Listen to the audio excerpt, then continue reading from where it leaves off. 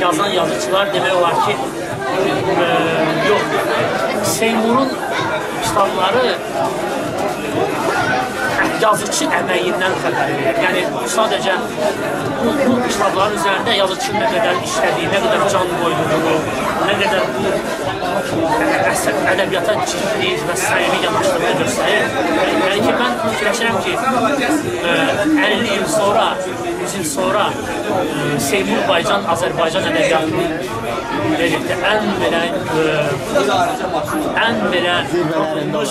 ən belə zirvəsindən klassiklərdə olacaq. Zərrə qədər mübaliğəyə, belə baxanda qroteskə yer vermədən belə bir əsər yazılıb, amma sonda çox ciddi bir hiperbolizasiyaya görürük.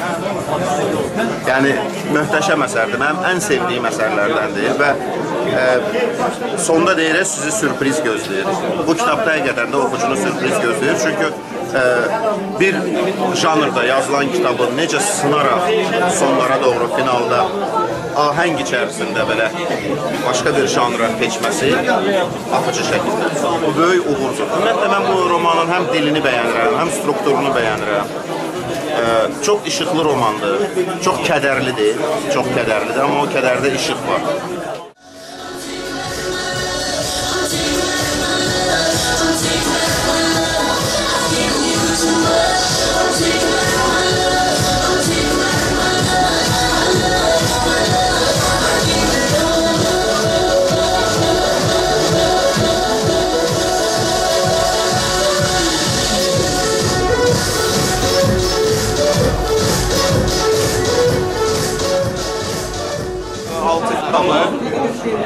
Bu çıxıbdır 2007-ci ildə və mən ehtiyac duydum bunu təzədən nəşr etməyə. Ona görə ki, yeni oxucu kütləsi yaranıbdır və bu kitab məndən tələb olunurdu, istənilirdi bu kitab. Bu kitab haqqında işləyən adamlar istəyirdilər məndən bu kitabı.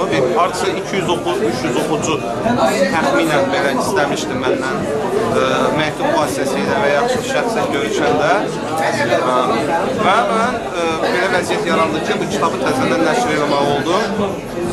bəzi əlavələrlə, bəzi ixtisarlarla və deyim ki, bu mənim özümün, şəxsən özümün, hər bir müəllifin özünün sevdiyi kitab olur və biraz olur, o başqalarından seçilir.